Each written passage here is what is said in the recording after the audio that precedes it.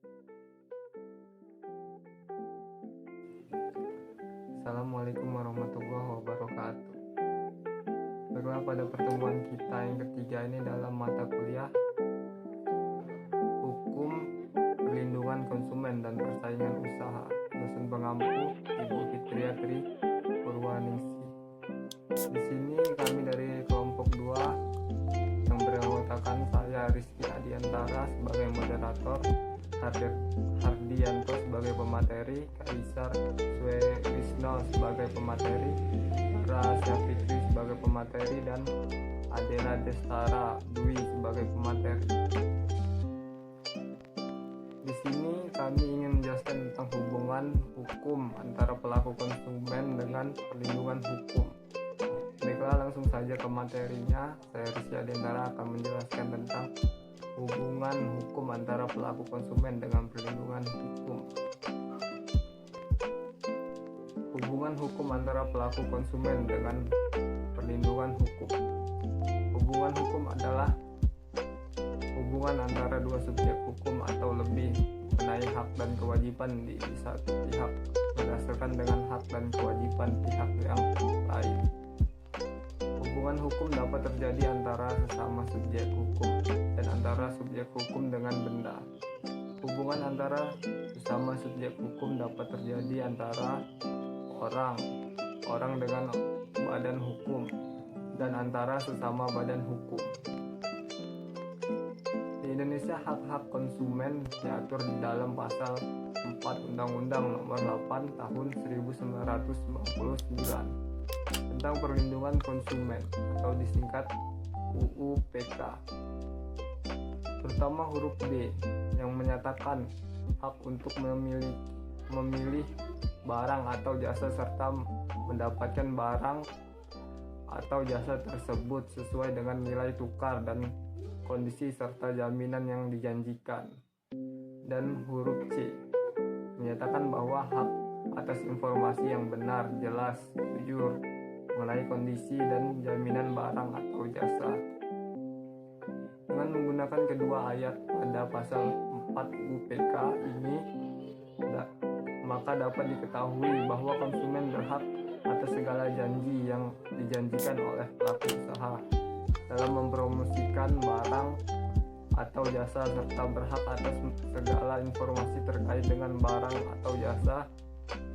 Untuk itu dapat dikatakan bahwa pelaku usaha di sisi lain berkewajiban untuk menepati janji-janji serta memberikan segala informasi terkait barang atau jasa tersebut. Baiklah, selanjutnya materi akan disampaikan oleh Hardianto.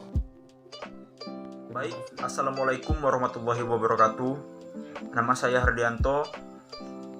Saya akan melanjutkan materi yang telah disampaikan oleh teman saya.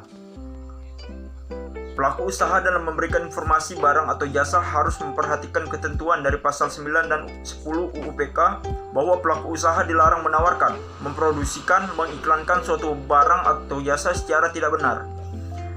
Mengenai kondisi dan jaminan barang atau jasa, serta memberi penjelasan penggunaan, perbaikan dan pemeliharaan sebelum konsumen membeli atau mempergunakan barang atau jasa yang ditawarkan oleh pelaku usaha.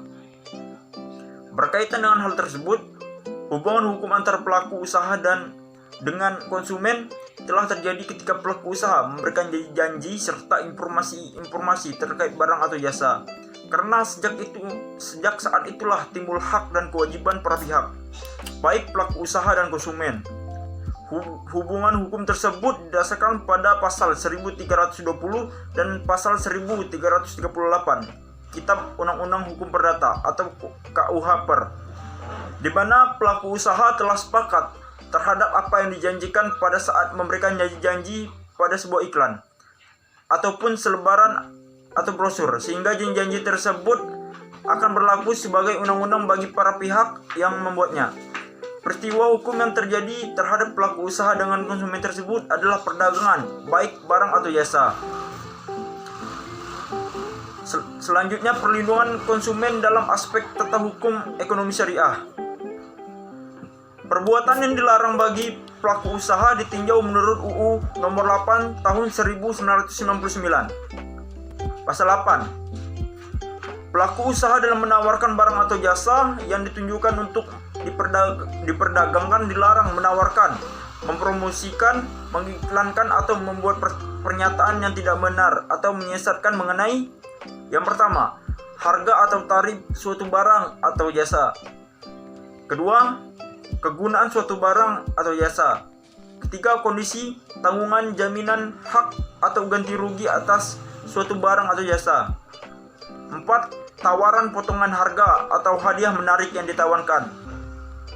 5. Bahaya penggunaan barang atau jasa. Pasal 10. Rasulullah Shallallahu Alaihi Wasallam pernah melewati setumpuk makanan. Lalu beliau memasukkan tangannya ke dalamnya. Kemudian tangan beliau menyentuh sesuatu yang basah. Maka beliau bertanya, "Apa ini wahai pemilik makanan?" Sang pemilik menjawab, "Makanan tersebut terkena air hujan wahai Rasulullah." Beliau bersabda, "Mengapa kamu tidak meletakkannya di bagian makanan agar manusia dapat melihatnya? Ketahuilah, barang siapa menipu maka dia bukan dari golongan kami." Hadis riwayat Muslim nomor 102. Terima kasih. Materi selanjutnya akan dilanjutkan oleh teman saya. Saya akan menyampaikan materi tentang perlindungan hukum dalam hukum perdata. Dimaksudkan hukum perdata dalam arti luas, termaksud hukum perdata, hukum dagang serta kaidah-kaidah keperdataan yang termuat dalam berbagai peraturan perundang-undangan.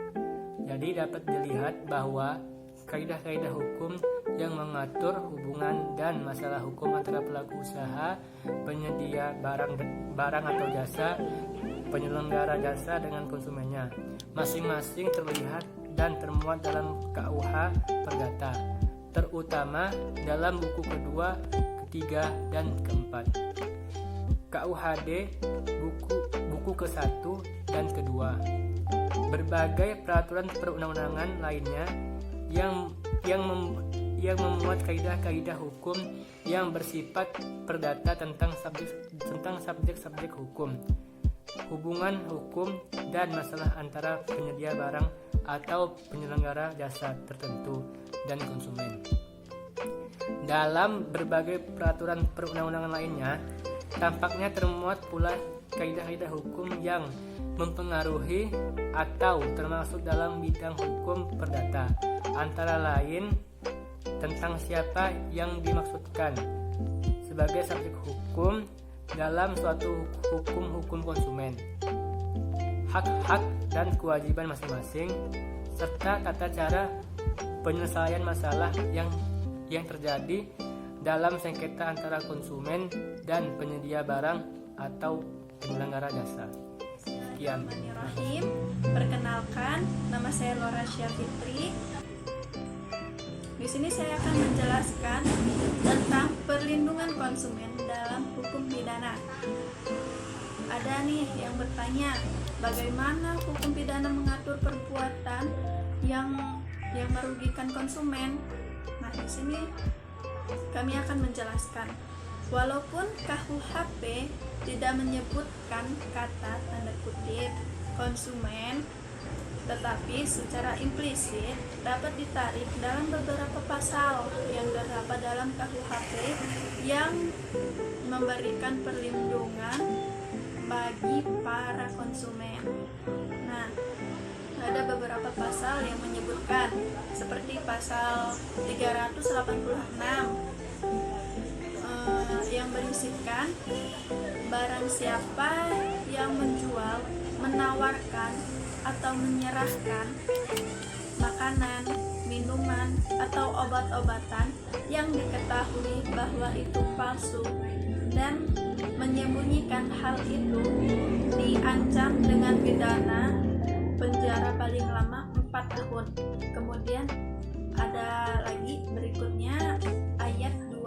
Ayat 2-nya yang berisikan barang makanan, minuman, obat-obatan itu dipalsukan bila nilainya, manfaatnya berkurang karena sudah dicampur dengan bahan lain. Kemudian ada pasal 383 yang mana dijelaskan di situ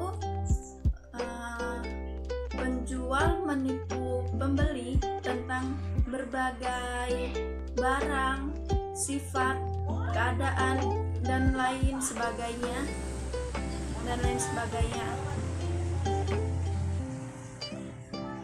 Walaupun di situ tidak ada penjelasan yang menyertai tanda kutip konsumen, tetapi di situ dapat kita simpulkan ya. Jadi dalam pasal-pasal tersebut sudah disimpulkan memperingati para produsen agar tidak menjual barang palsu ataupun merugikan para konsumen. Karena di situ sudah dijelaskan barang siapa yang menjual barang-barang palsu akan dihukum pidana penjara selama 4 tahun. Mungkin segitu saja materi dari saya. Semoga bermanfaat. Penjelasan berikutnya akan disampaikan oleh Adela Desara Dewi ingin menyampaikan materi yang terakhir, yaitu perlindungan konsumen dalam hukum administrasi negara. Hukum administrasi negara mengatur penataan dan kendali pemerintah terhadap berbagai kehidupan kemasyarakatan, di antaranya membuat peraturan perundang-undangan, pemberian izin atau lisensi, kemudian mengadakan perencanaan dan pemberian subsidi. Pelaksanaan pemerintah dalam upaya menumbuhkan dan meningkatkan kesejahteraan masyarakat itu dilakukan dengan cara pembinaan dan pengawasan terhadap berbagai kegiatan yang dilakukan oleh pemerintah, yang dilakukan oleh masyarakat. Contohnya seperti kegiatan jual beli. Kita ambil saja kegiatan jual beli di pasar itu yang menimbulkan konsumen dengan pelaku usaha. Di sini ada kewenangan dari pemerintah dan pengawasan dari pemerintah terhadap kegiatan jual beli tersebut. Terus adapun campur tangan dari administrator negara yang idealnya harus dilatar belakangi oleh etika baik melindungi masyarakat luas dari bahaya. Bahaya yang dimaksud di sini bahaya yang berkenaan dengan kesehatan dan jiwa dari masyarakat itu sendiri. Itulah sebabnya pada zaman pra-kemerdekaan peraturan-peraturan tentang produk makanan, obat-obatan, zat kimia dan lain-lainnya itu sudah diawasi secara ketat. Kemudian syarat pendirian perusahaan yang bergerak di bidang tersebut pun diawasi secara ketat. Kemudian proses-proses produksinya pun dilakukan secara hati-hati. Adapun sanksi dalam hal pelanggaran atas peraturan-peraturan ini disebut sanksi administratif. Sanksi administratif ini pada umumnya ditujukan kepada para produsen atau penyalur barang dari hasil produksinya. Dan sanksi administratif ini juga diberikan dengan perizinan dari pemerintah Republik Indonesia kepada pengusaha atau penyalur jika terjadi pelanggaran. Izin-izinnya pun dapat dicabut secara sepihak oleh pemerintah. Jadi dengan adanya sanksi administratif ini mungkin lebih efektif dibandingkan dengan sanksi perdata ataupun sanksi pidana, karena sanksi administratif ini juga diterapkan secara langsung, mungkin bisa dari pemerintah langsung ke masyarakat, jadi secara langsung dan bisa saja menimbulkan efek jera bagi pelakunya. Namun jika sanksi perdata atau pidana itu seringkali tidak menimbulkan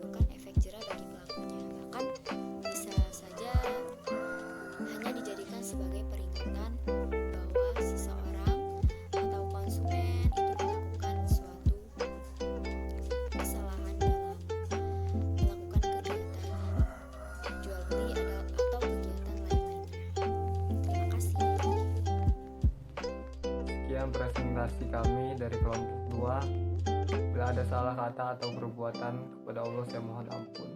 Wabillahi taufiq wal hidayah. Wassalamualaikum warahmatullahi wabarakatuh.